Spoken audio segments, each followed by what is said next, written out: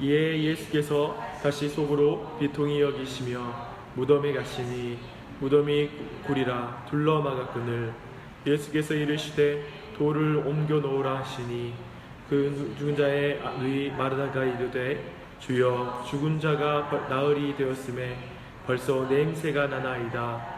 예수께서 이르시되 내 말이 내가 믿으면 하나님의 영광을 보리라 하지 아니하였느냐 하시니 돌을 옮겨 놓으니 예수께서 눈을 들어 우러러 보시고 이르시되 아버지여 내 말을 들으신 것을 감사하나이다.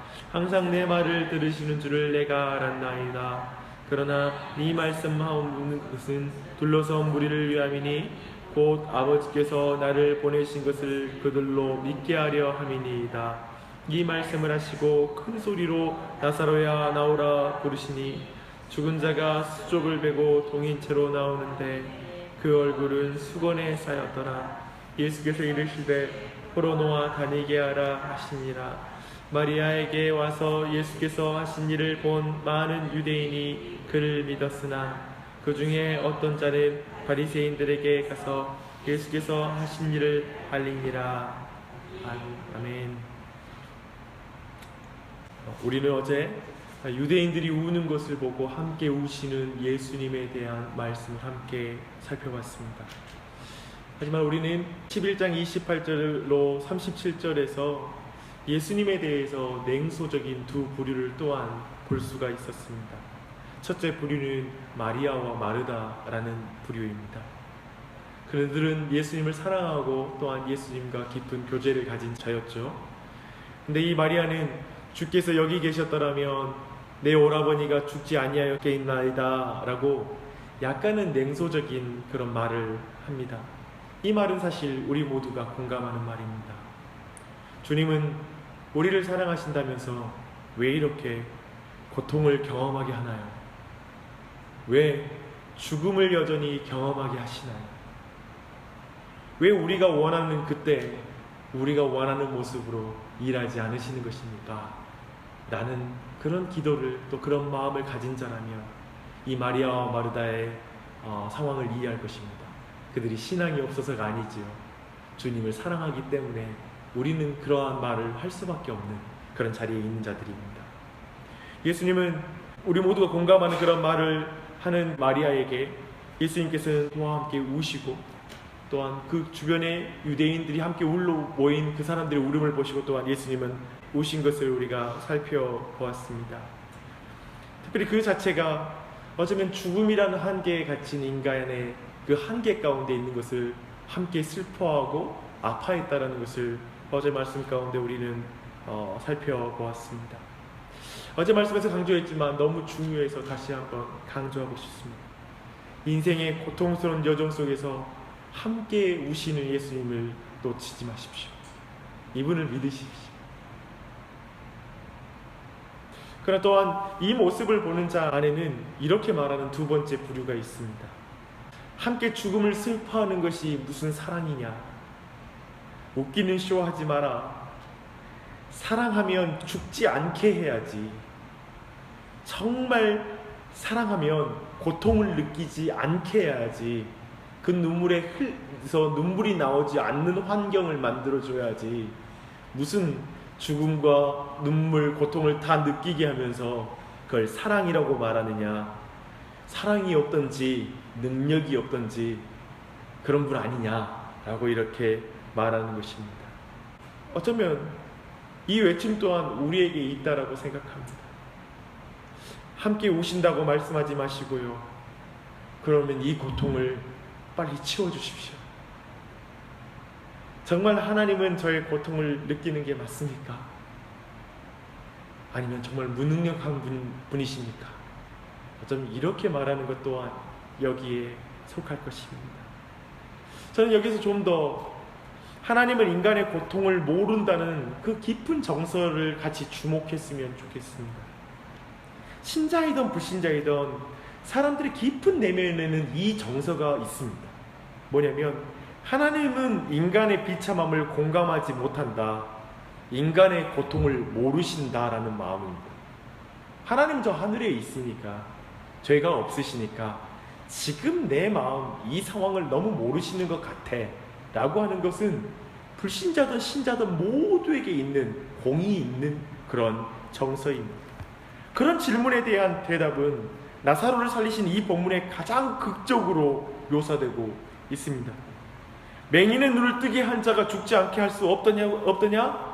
그 말하는 유대인들을 향한 38절의 말씀을 보십시오. 이에 예수께서 다시 속으로 비통히 여기시며 무덤에 가시니, 이 표현 다시 한번 아까 우리가 봤던 그 마리아의 말 앞에 울고 있는 자들과 함께 예수님이 눈물을 흘리시잖아요. 근데 그 눈물을 흘리시던 예수님이 다시 그 마음이 비통해졌다라고 지금 말하고 있습니다. 주 안에서 사랑하는 여러분, 죄인의 고통 그리고 죄인의 죽음에 진정 공감하시는 분은 우리 주 예수 그리스도이십니다.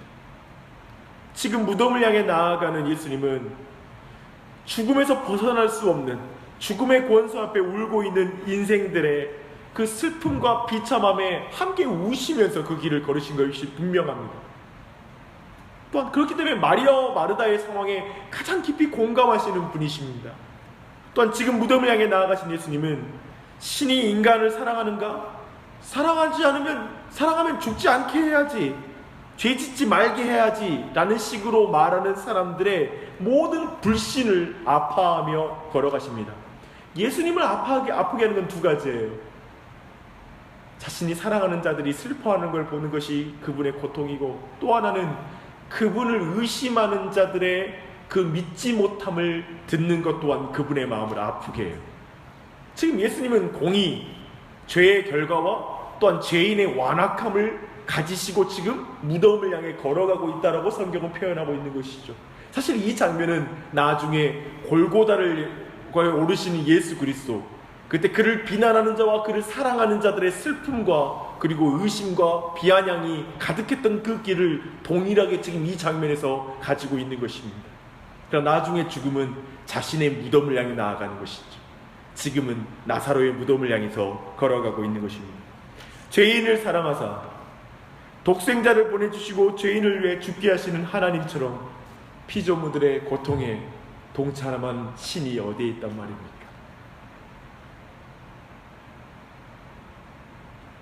그러니 사랑하는 여러분, 어떤 인생의 여정 속에 있을지라도 여러분을 사랑하시는 그 하나님의 사랑을 의심하지 마십시오. 함께 슬퍼하고 함께 그 길을 걸어가시는 그 예수님을 놓지 마십시오. 사실 이 안에 놀라운 역설이 있습니다. 곧 있으면 고치실 거잖아요. 근데 왜 울어요? 우린 말해요. 능력 있으니까 마지막에 재림하신다면서요. 근데 왜 지금 슬프게 하세요? 기억하세요. 예수님 그 길을 같이 걸으세요. 죽음의 한계 앞에 어떤 다른 가능성도 짐작하지 못하는 유대인들, 무덤 앞에 예수님의 사랑과 능력을 의심하는 유대인들에게 예수님은 하나님의 영광을 드러내십니다. 그 방식은 매우 자극적입니다. 유대인들에게 무덤을 막은 돌을 굴림으로써 시체 냄새를 다 맡게 만듭니다. 죽음의 냄새가 진동하는 현장을 다 보게 하세요. 누구도 이 일이 예수님과 나사로 남매들이 짜고 그리고 속임수로 행하였다라는 것을 말할 수 없게 만드는 방식으로 일하세요. 동시에 이제 나타낼 하나님의 영광은 돌을 굴리라는 명령에 순종함으로 하나님이 일하시는 방식으로 일하는 것, 즉 예수님의 말씀을 믿음으로 그 일이 실제적으로 우리에게 이루어진다는 사실을 깨닫게 하시는 방식으로 일하세요. 놀라운 지혜예요. 주 안에서 사랑하는 여러분, 꼭 기억하십시오. 우리네 인생에 죽음의 냄새가 진동할지라도 예수님의 말씀을 믿으면 생명의 냄새로 변화될 줄 믿습니다. 근데 그 방법이 바로 우리의 믿음을 통하여 그 가운데 일이 이루어지는 걸 원하시는 것이죠. 그래서 이 시간 그런 부분에서 그 변화를 위해서 우리가 기도해야 될 때인데, 특별히 예수님의 기도를 한번 주목해 보십시오. 그걸 따라해야 되는 것이기도 하고, 오늘 이 말씀은 중요한 걸 말해주고 있습니다. 예수님은 감사의 기도를 드려요. 예수님은 아버지가 항상 내 말을 들으시는 줄 내가 압니다 라고 말해요. 그리고 이제 이 일로 그리스도 자신이 하나님 아버지께서 보내신 것을 사람들이 믿게 될 것이라고 그렇게 기도하고 있습니다. 근데요, 이 부분에서 저는 8장 28절의 말씀이 기억이 나요. 뭐냐면 예수님께서는 항상 하나님이 가르치신 대로 행할 뿐이다, 스스로 아무것도 하지 않는다고 말했거든요. 근데 오늘 이 기도에는 하나님이 내 말을 듣고 행하십니다 라는 식으로 그것이 바뀐 것 같아요. 둘이 충돌하는 것처럼 보여요. 하지만 이것은 그런 것이 아니라 예수님과 하나님이 얼마나 친밀한 관계에 있는지를 드러내는 그런 말씀입니다. 무슨 말입니까? 이제 나사로를 다시 살리는 이 일은 하나님의 뜻이다. 그런데 이제 예수님이 그 뜻이 이루어지도록 예수님이 기도하고 있는 것이에요. 이것이 기도입니다. 우리는 하나님의 뜻을 압니다. 오늘도 말씀을 듣고 나서 하나님의 뜻을 알게 되고 깨닫게 됩니다. 동시에 그 뜻을 우리가 기도함으로 하나님의 뜻이 이루어집니다. 이게 기도이지요. 우리가 기도할 때 또한 예수 그리스도의 이름으로 기도하면 항상 하나님이 들으시는 줄을 믿습니다. 그렇습니까? 그리고 그것이 하나님의 영광을 위한 기도이기 때문에 응답될 걸 믿는 것이죠. 나의 뜻을 이루는, 나 편하고 잘 되는 기도를 드리는 것이 아니라 하나님의 영광을 드러내는 기도이기 때문에 응답을 확신하는 거예요. 그럼 오늘날 많은 기도들은 여러분이 믿으면 그대로 될 줄 믿습니다. 그렇게 쉽게 말을 해요. 그렇게 하잖아요. 그런데 여기서 정말 더 주의할 건 뭐냐면 그게 아니라 하나님의 영광을 드러내기 때문에 그 기도가 응답될 줄 믿는 거예요. 그걸 분명하게 지적하죠. 사랑하는 여러분, 그런 믿음 가운데 기도하는 이 아침이 되길 바랍니다. 사랑하는 여러분, 이제 예수님 말씀하십니다. 나사로야 나오라. 이 외침이 나사로를 포함한 모든 인생들을 향한 예수님의 말씀인 줄 믿습니다. 무엇입니까? 나사로야 나오라 라는 이 말씀은 지금 마르다와 마리아의 자리에서 서서 울고 있는 인생들, 주님을 사랑하고 주님을 인정하고, 그렇지만 여전히 자신의 시간의 한계에서 예수님이 지금 살리실 거라는 걸 믿지 못하고 나중에 그런 일이 있겠지요 라고 말하면서 있는 자들, 또한 어떤 면에는 예수님께 섭섭하고 여전히 또한 예수님께서 나의 때와 나의 원하는 방법대로 일하지 않은 것에 대해서 마음에 좀 냉소적인 마음을 가지고 있는 자들, 그들 앞에서 말하는 거죠. 나사로야 나오너라. 또한 지금 이 말씀은 저 유대인들처럼 제3자의 위치에서 그저 죽음을 위로할 뿐 어떤 것도 하지 못하는 자들, 또 예수님의 사랑과 능력에 대해서 철학적으로 의심하는 자들, 예수님을 믿고 그러면 하나님이 너희들 사랑한다면 예수 믿는 사람도 고통을 당하지 말고 그리고 정말 이런 일을 경험하지 않아야지 라는 식으로 말하는 사람들, 그들에게도 예수님은 드러냅니다. 나사로야 나오너라. 죽음이라는 상수에 갇힌 자들, 시간이라는 상수에 갇힌 자들, 그들에게 예수 그리스도는 지금 드러냅니다. 난 부활의 능력을 가진 생명의 주인이다. 나사로야 나오너라 라고 크게 외쳤다라고 말하고 있습니다. 저는 이 말씀이 우리 모두를 향한 주님의 말씀으로 들리기를 바랍니다. 우리 가정에 마리다와 마리아와 같은 우리 가정, 저 유대인과 같은 우리 가정, 그 사람들이 우리 안에 있잖아요. 내 안에 있잖아요.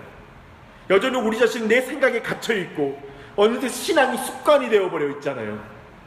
그저 어쩌면 우리 목회자들은 신앙이 직업이 되어 있어요. 그래서 그저 우리가 했던 경험대로 모든 걸 하면서 그냥 살아가요. 깨지지 않아요. 근데 지금 이 말씀, 나사로야 나오너라라고 말하는 것은 우리의 그 생각을 깨는 거예요. 우리의 나쁜 습관을 깨는 것이고 죽음 가운데 갇혀있는 생각을 깨는 거예요. 이 소리가 우리 안에 들려야 합니다. 이 부활의 주인의 우리의 눈에 다시 한번 보여야 합니다. 그분을 바라보는 이 아침이 되시기를 바랍니다. 특별히 자녀들에게 나사로야 나오너라 하신 이 부활의 주인을 믿는 믿음이 있게 하여 주시옵소서. 이 우리 아이들에게 하나님 한번 말씀해 주십시오. 우리 남편에게, 주님을 알지 못하는 내 배우자에게 주님 이 말씀을 하여 주시옵소서 라고 간구하는 아침이 되시기 바랍니다. 우리 교회 또한 온 교회가 이 음성을 듣고 이 땅 가운데, 무덤 가운데, 죽음의 냄새가 진동하는 이 세상 가운데 참된 기도를 드림으로 말미암아 진정한 구원의 역사를 보는 그 일 가운데 쓰임을 받는 교회가 될 수 있도록 함께 기도하십시다. 정말 이 시간 기도하는 건 그런 의미가 있어요. 여러분, 영광스러운 믿음 가운데 예수의 이름으로 하나님의 영광이 나타나게 해달라고 기도하십시다. 그러면 우리 안에 힘이 있을 거예요. 이 시간 그런 기도 가운데 나아가는 이 아침이 되길 바랍니다. 기도하시겠습니다. 하나님 아버지, 이 아침에 우리 모두를 불러주시고 하나님 주의 말씀 가운데 이 음성을 듣게 하여 주시니 감사합니다. 죽음이라는 상수에 갇힌 자, 시간이라는 상수에 갇힌 자, 경험의 틀에 갇힌 자, 이제까지 본 것만 믿고 있는 자, 눈에 보이는 것에 갇힌 우리에게 오셔서 주님 그 모든 것을 깨뜨리시는 부활의 주인으로, 생명의 주인으로, 죽은 자를 다시 살리는 권능의 하나님으로 우리 가운데 나타내시니 감사합니다. 주님, 우리 안에 믿음을 주시옵소서. 이 예수님을 믿음으로 말미암아 온전한 구원에 이르며 참된 기도를 드릴 수 있도록 도와주시옵소서. 주님, 이 아침에 예수님의 영광을 보기 원합니다. 하나님의 영광을 보기 원합니다. 즉 죽음으로부터 다시 생명을 일으키시는 그 영광을 보기 원합니다. 죽은 것 같은 우리의 가정, 그리고 가족의 구성원들, 주님, 우리의 자녀들의 믿음 없음, 그리고 배우자의 믿음 없음, 그리고 교회 가운데 죽은 것처럼 보이고 좀 죽은 것처럼 보이는 이 세상을 온전히 변화시키는 예수 그리스도의 능력을 믿게 하여 주시고, 그 예수님의 이름으로 기도하는 이 아침이 될 수 있도록 역사해 주시옵소서. 그 예수님의 이름을 의지하여 기도할 때 평강 가운데 기도하게 하여 주시고 감사함으로 기도할 수 있도록 역사해 주시옵소서. 이 아침에 우리 모두가 기도합니다. 성령 하나님 도와주셔서 주님, 이 놀라운 역사를 보고도 믿지 않는 자들이 있다라고 오늘 말씀은 말하고 있습니다. 주님, 우리가 주님 믿음 없는 자가 아니라 믿음으로 기도하는 우리가 되게 해주시고 그 가운데 하나님의 일을 보게 하여 주시옵소서. 주님, 이 아침에 우리 모두에게 은혜를 베푸시기를 간절히 간구하며 온 교회에도 동일한 은혜를 부어주시기를 간절히 간구합니다. 예수님의 이름으로 기도합니다. 아멘.